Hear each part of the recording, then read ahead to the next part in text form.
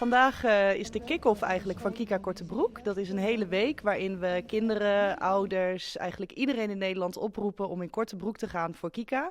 En daarmee geld op te halen voor onderzoek naar kinderkanker. Ja, en vandaag doet de brandweer in Kolm dus mee. Wat vind je ervan? Ja, ik vind het fantastisch. Albert heeft mij best wel een tijdje geleden gemaild met dus het verzoek van ik wil heel graag wat doen voor kinderen met kanker. En toen zijn we eigenlijk hier opgekomen. En toen had ik het idee dat wij zelf een school zouden regelen die hier aan mee zou doen. En dat Albert dan met collega's langs zou gaan.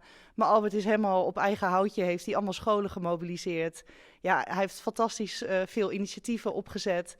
En ja, ik vind het geweldig. Wij komen eigenlijk nu meekijken naar wat Albert allemaal heeft georganiseerd. Nou ja, ik ben er zelf mee geconfronteerd. Dan begin je er toch oors naar te zien. En ik ben van plan om wat voor die band te doen. En ja, dan komt het bij Kika. Toen ben ik met Helene Walker in contact aan.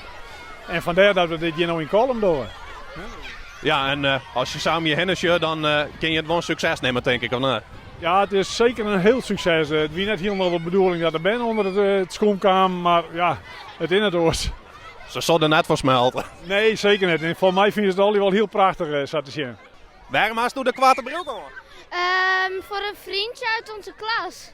Van Melle. Want wat is er mij? Die heeft leukemie.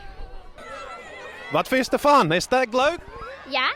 Maar waarom heb je hem een kwarte broek aan? Voor Kika. Wat vind je ervan? Nou, goed.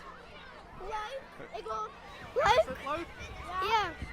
Is straks wel voor herhaling vatbaar? Nou ja, dat is zeker wel voor herhaling vatbaar. Maar je kunt beter in de zomerperiode doen. Dat is wat beter.